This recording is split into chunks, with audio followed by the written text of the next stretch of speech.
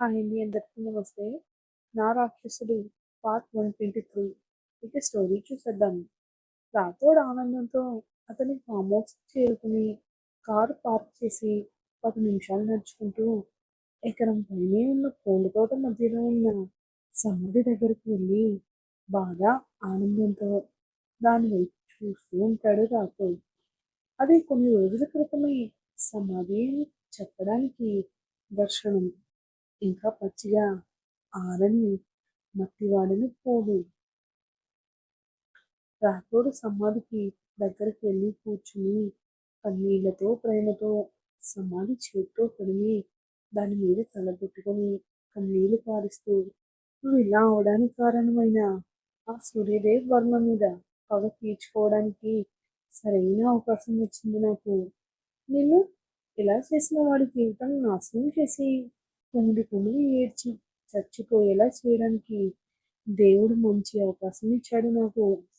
నా తప్పు చేసినా నిన్ను ఇలా చేసిన వాడిని వదిలే ప్రసక్తి లేదు.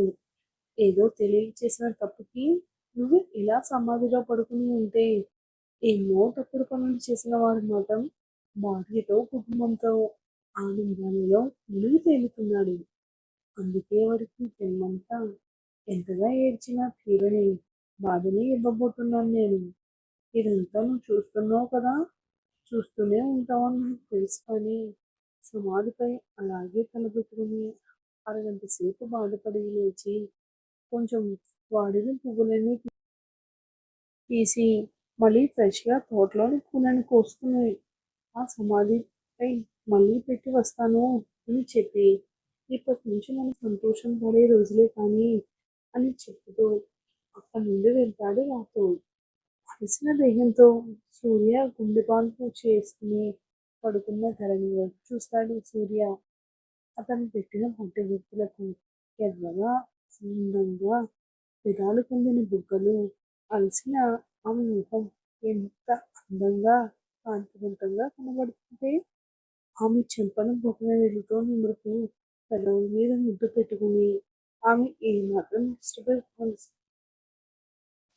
డిస్టర్బెన్స్ కాకుండా మెల్లగా తలగడ మీద చేర్చి కిందకు వచ్చి కొత్త కడుపు మీద ముద్దు పెట్టి అక్కడి నుండి కొంచెం పైకి వచ్చి ఆమె నడుము మీద తల పెట్టుకుని, బంగారం నీకు ఏమైనా ఇబ్బందిగా లేదు కదా, స్ట్రెస్ అవ్వలేదు కదా అని ఆమె కొత్త కడుపు నిమురుతూ, బేబీ నువ్వు ఇక్కడే కదా ఉండేది అని మళ్ళీ ముద్దు పెట్టుకుని, బేబీ నేను మమ్మీని అస్సలు ఇబ్బంది పెట్టకూడదు బేబీ, ఇబ్బంది పెట్టద్దు నాన్న, మమ్మీ ఇబ్బంది పడితే నేను చూడలేను, అఫ్కోర్స్ నువ్వు కూడా చూడలేవు అనుకో, నువ్వు మమ్మీని ఎటువంటి స్ట్రెస్ ఇవ్వకుండా ఉండాలి, ఓకేనా?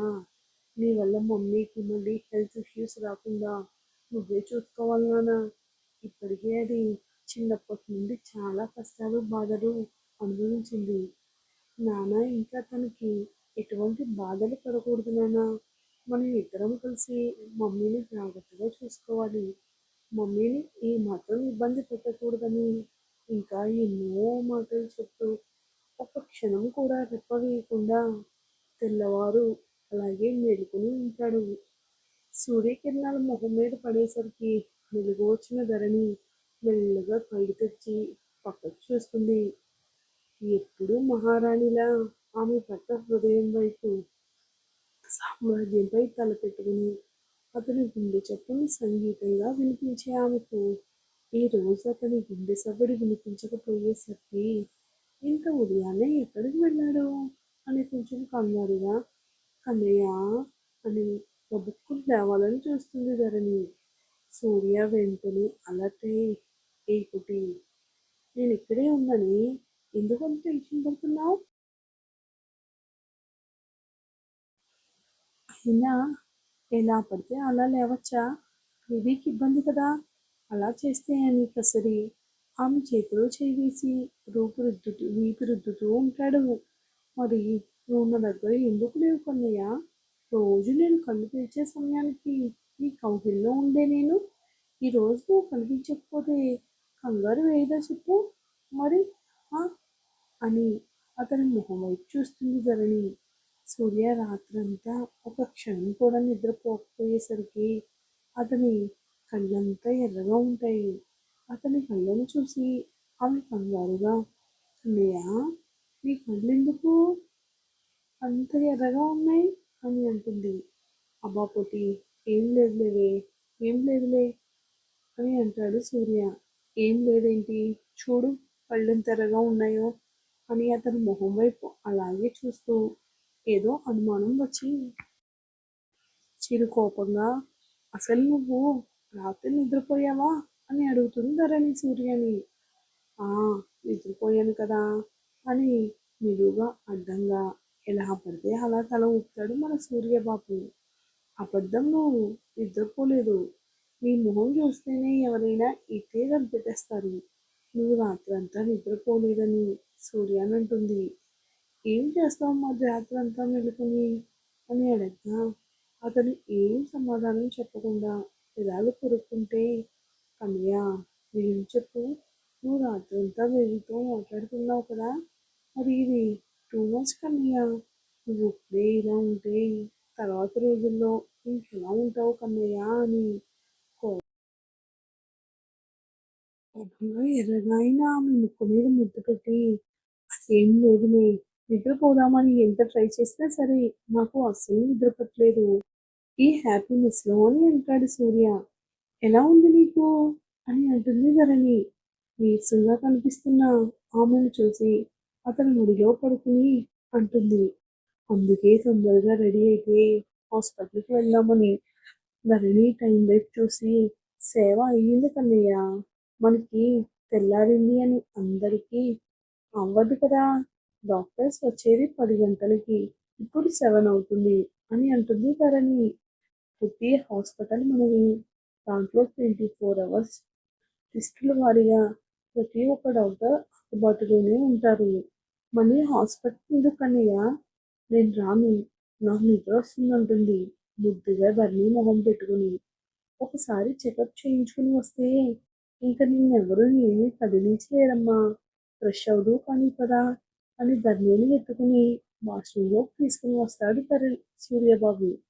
ఓయ్, ఫ్రెష్ అవ్వమని కూడా వచ్చావు ఏంటి, పో బయటికి అంటుందని. అస్సలు కుదరదు, వెళ్ళను, ఈ క్షణం నుంచి ఈ ప్రతి చిన్న పని నేనే దగ్గరుండి చేస్తాను, ఇందులో ఏ మార్పు లేదు, నువ్వు ఎక్కువ చేస్తే నాలోని బీస్ట్ని చూస్తావు అని అంటుంది ధరణి. అది ఈ టైంలో నీకు మంచిది కాదని చాలా జాగ్రత్తగా స్నానం చేయించి శారీ కట్టి రూమ్లో కూర్చోబెట్టి అద్దం ముందు కూర్చోబెట్టి హెయిర్ డ్రై చేస్తుంటే అతను చేస్తున్న పనులకు ప్రేమగా ఆమె అద్దంలో నుంచి అతని వైపు చూస్తుంది. అతను చూపిస్తున్న ఈ ప్రేమకి ఆమెకి కళ్ళల్లో నుంచి నీళ్లు జారిపోతూ ఉన్నాయి. అసలు మన సూర్య ధరణి కలిసి ఉంటారా, లేదంటే వాళ్ళిద్దరి మధ్య ఏదైనా వేరే డిస్కషన్ వస్తుందా? తప్పకుండా మనం నెక్స్ట్ వీడియోలో చూద్దామండి. తప్పగా డైలీ ఫాలో అవుతే మీకు డైలీ అప్డేట్స్ వీడియోస్ ఇస్తాను. వీడియో కనుక నచ్చినట్లయితే లైక్ చేసి సబ్స్క్రైబ్ చేసి మన ఛానల్కి సపోర్ట్ ఇస్తారని మనస్ఫూర్తిగా కోరుకుంటూ ఉన్నాను. చూసే ప్రతి ఒక్కరికి పేరు పేరున చాలా చాలా ధన్యవాదాలండి. కానీ కొంచెం ఈ మధ్య హెల్త్ ఇష్యూ వల్ల అంత తొందరగా స్టార్ట్ చేయలేకపోయాను. ఇకపై డైలీ వీడియోస్ వస్తాయి. Thanks for watching.